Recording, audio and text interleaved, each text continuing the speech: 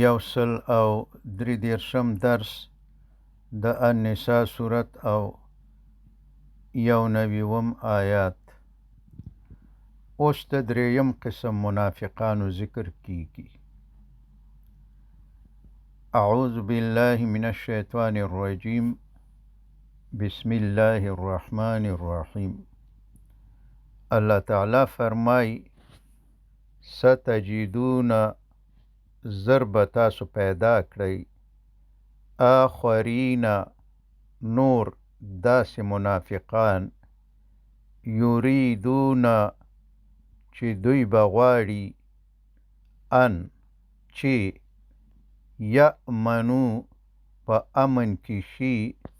کوم ستاسو د طرف نه ای مؤمنانو، نو ستاسو په مخ کې کلمه وایي او تاسو ته ځانونه مسلمانان معرفي کوي.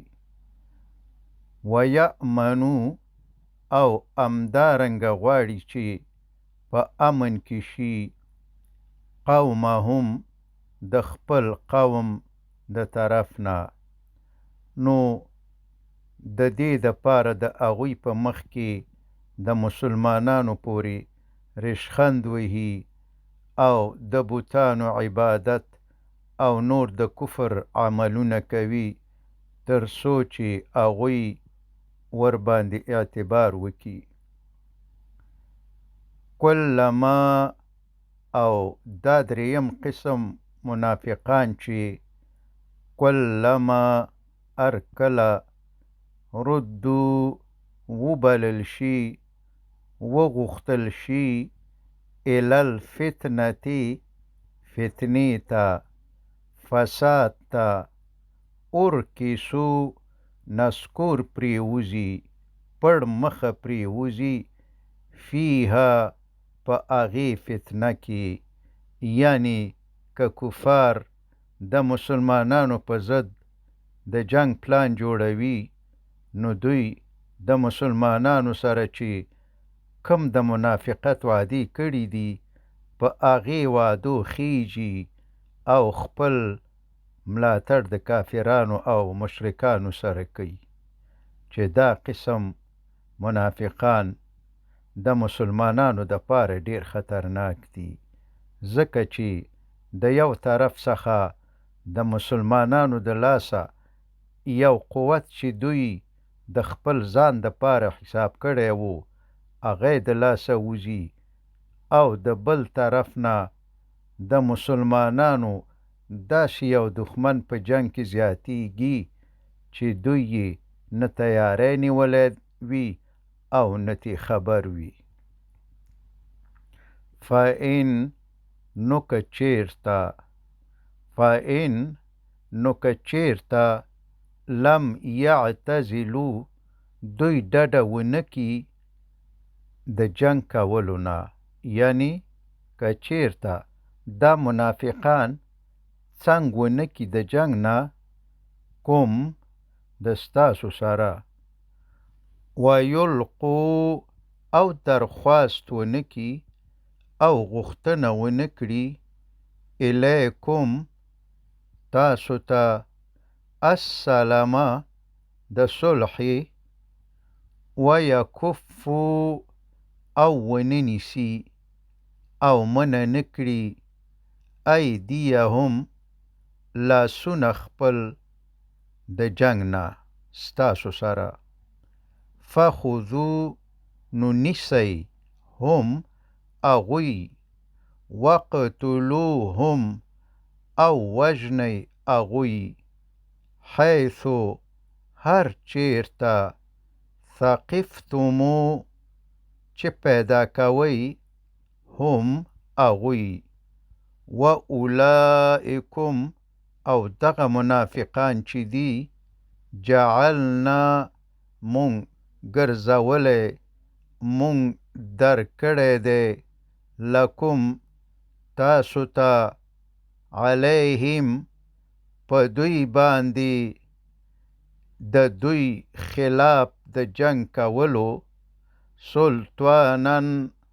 سلطانا مبینا ښکاره دلیل یعنی مونږ تاسو ته په دې خلکو باندې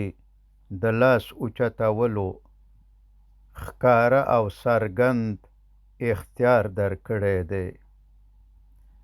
او فرمای وما کان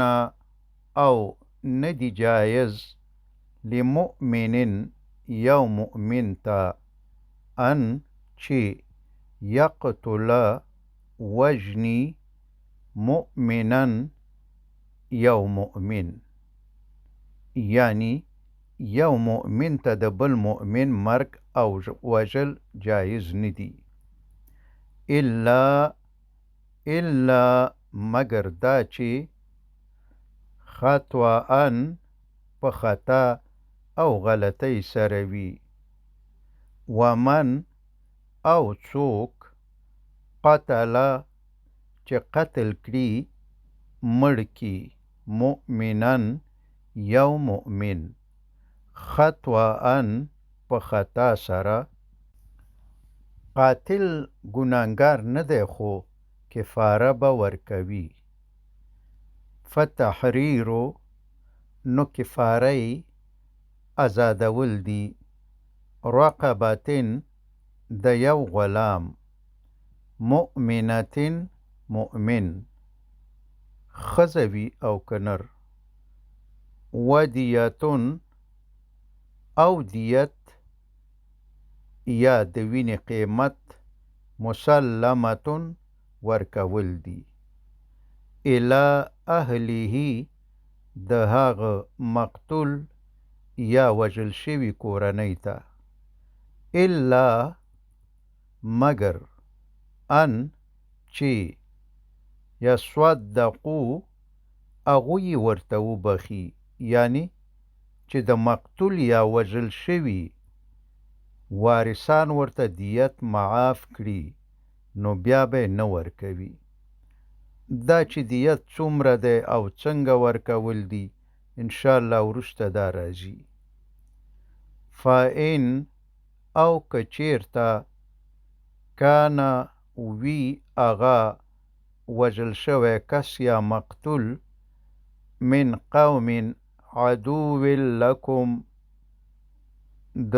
ستاسو د دشمنانو د قوم نه وهو او هغه مقتول مؤمنون مؤمن وي فتحریرو نو په دې صورت کې فتحریرو ازادول رقبت مؤمنتن د یو مؤمن غلام دی یعنی که یو سړی په غلطۍ سره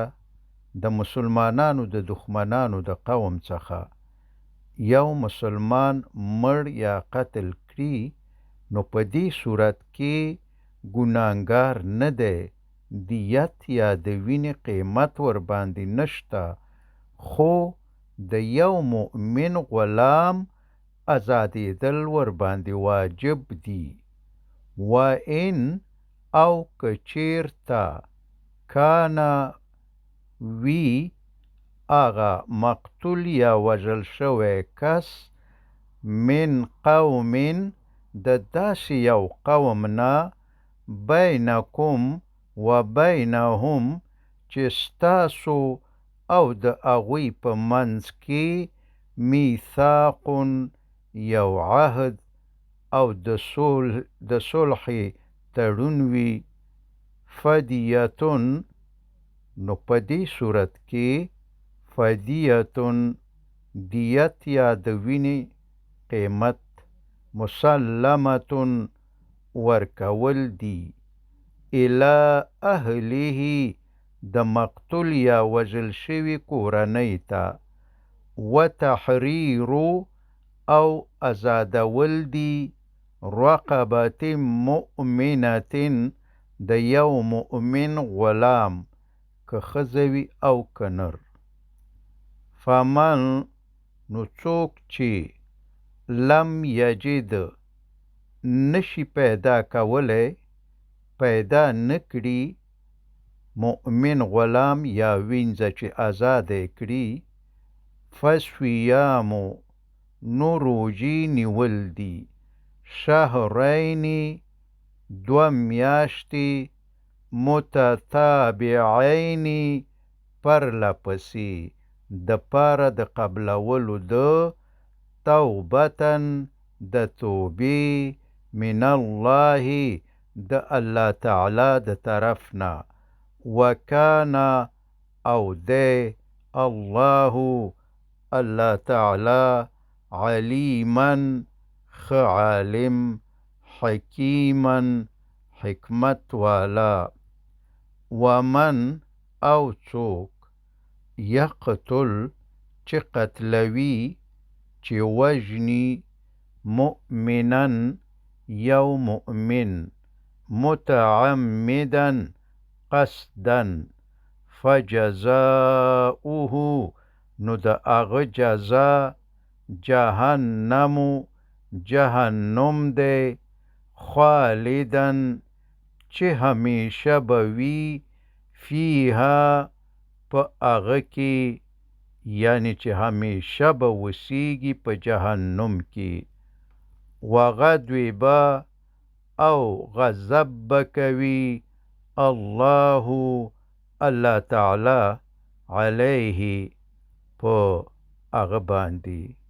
ولعنه او لعنت به کوي په هغه واعد او الله تعالی تیار کړی دی له هغه ته عذاب عظیما ډیر لوی وصلی الله تعالی على خير خلقه محمد وآله وأصحابه أجمعين